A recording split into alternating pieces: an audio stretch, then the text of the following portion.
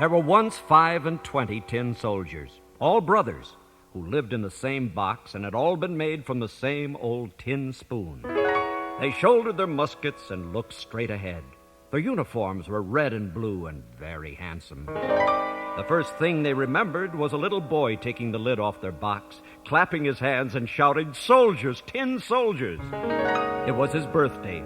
The soldiers had been given to him as a present, and he lost no time in setting them up in formation on the table.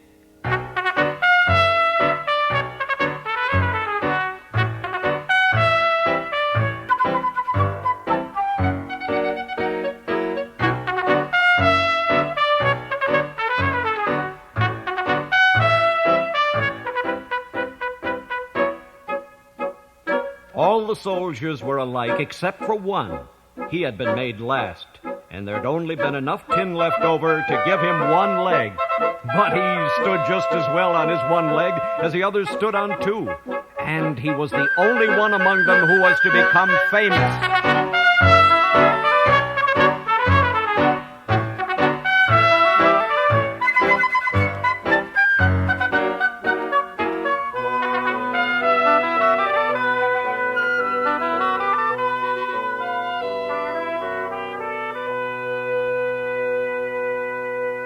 On the table where the soldiers stood, there were many other playthings, but the nicest of all was a wonderful castle made of cardboard.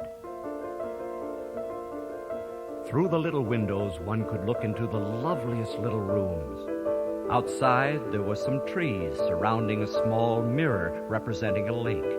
Little waxen swans swam on the lake, and their images were reflected in it.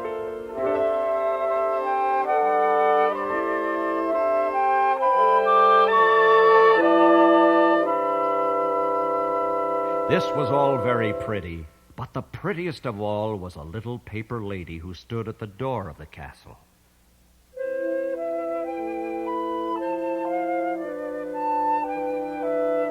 She wore a dress of the daintiest gauze and a little narrow blue ribbon over her shoulders that looked like a scarf. In the middle of this ribbon was a shining tinsel rose as big as her whole face. The little lady was stretching out both arms, for she was a dancer, and one leg was lifted so high that the tin soldier could not see it at all. He supposed that she, like himself, had only one leg. Oh, she would be the very wife for me, he thought, but I am afraid she's much too grand. She lives in a palace, while I have only a box, and there are 25 of us to share it. Well, this would be no place for her, and yet I must try to make her acquaintance. Then he lay down full length behind a snuff box that was on the table. From there he could watch the little lady, who continued to stand on one leg without losing her balance. Now that evening the tin soldiers were put in their box and the people of the house went to bed. Now was the time for the toys to play. They amused themselves by fighting battles, paying visits, and giving balls. The tin soldiers rattled about in their box, for they too wanted to join the fun, but they could not reach the lid. The nutcrackers turned somersaults, and the pencils scribbled nonsense on a slate. There was so much noise that the canary woke up and began to sing.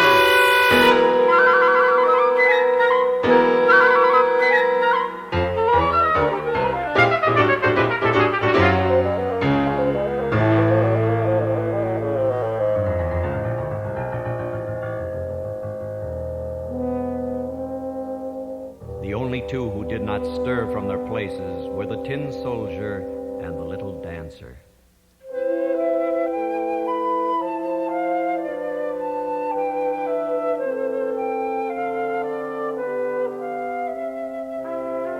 She stood on tiptoe, as stiff as ever. He stood firmly on one leg and did not take his eyes off her for one moment.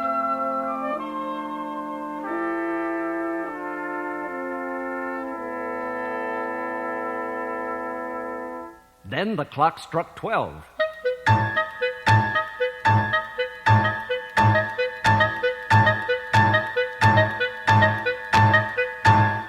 Up flew the lid of the snuff box. But instead of snuff, there was an ugly goblin in the box, a sort of jack-in-the-box. Tin Soldier, said the goblin, stop staring at things that do not concern you. But the Tin Soldier pretended not to hear. You just wait until tomorrow, said the goblin. Well, the next morning when the children got up, they put the Tin Soldier on the windowsill. Now, whether it was the goblin or a puff of wind that did it, no one knows. But suddenly the window flew open, and the Tin Soldier fell head over heels out of the third story.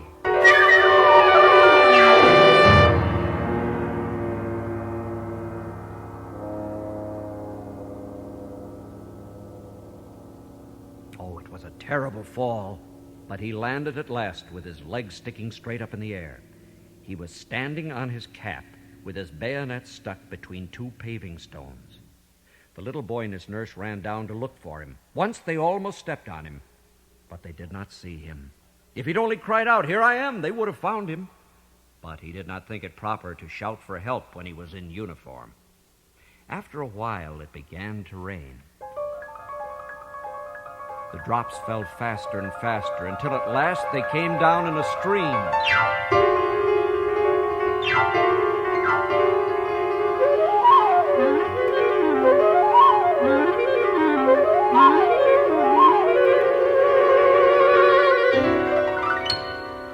When it was over, two boys came by. "Look, here's a Tin Soldier," one of them said. "He shall go for a ride."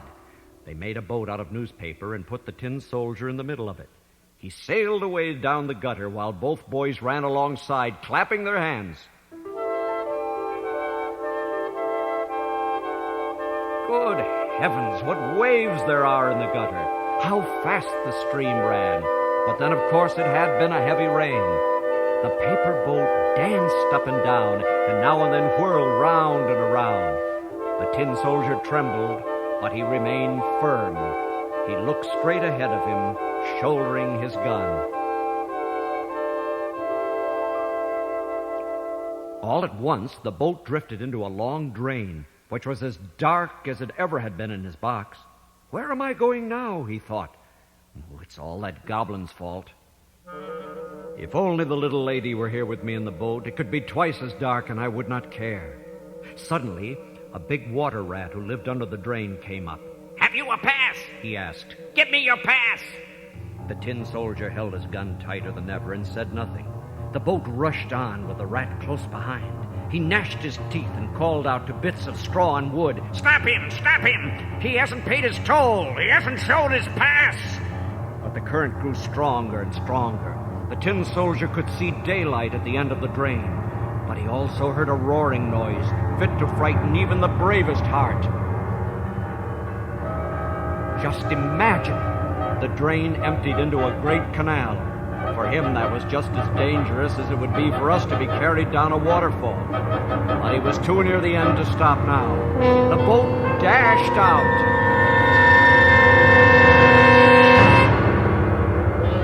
Poor Tin Soldier held himself as stiff as he could. He did not wince. The boat whirled around 3 or 4 times, sank deeper and deeper, and the Tin Soldier stood up to his neck in water. The paper became limper and limper. The water closed over the soldier's head. He thought of the pretty dancer whom he would never see again.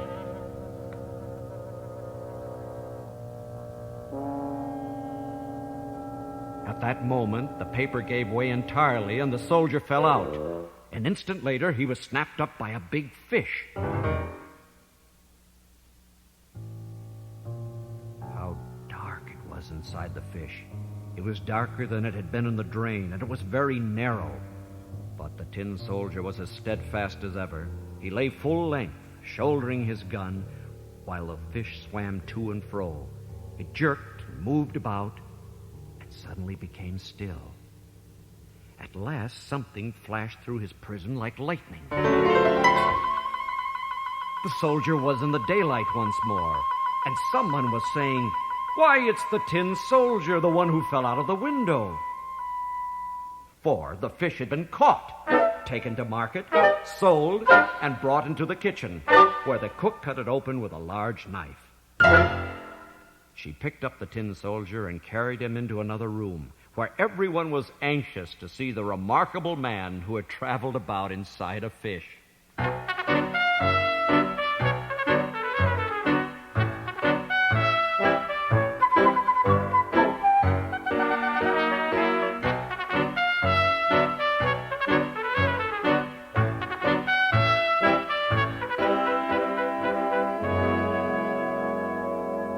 But the tin soldier himself was not at all proud. He was set up on a table, and wonder of wonders, he found himself in the very same room that he'd been in before.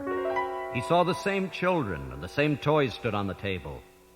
And there was the same cardboard castle.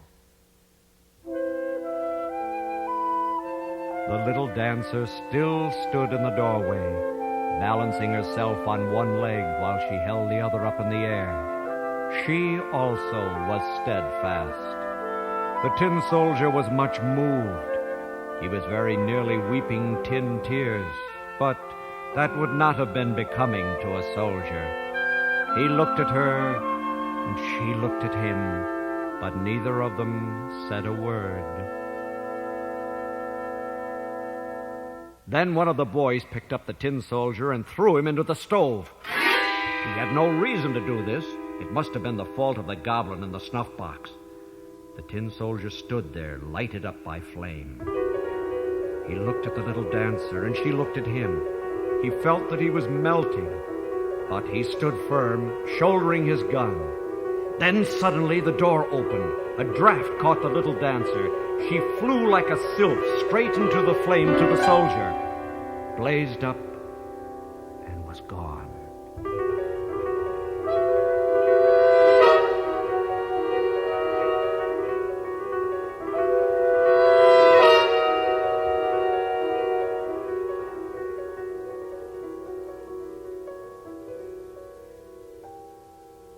Then the tin soldier melted down into a lump.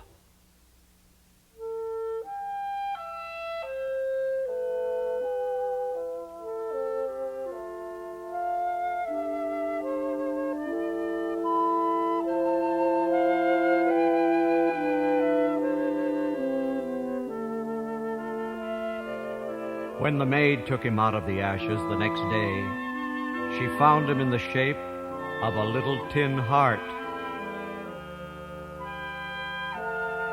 And all that was left of the dancer was the tinsel rose, and that had been burned as black as a coal.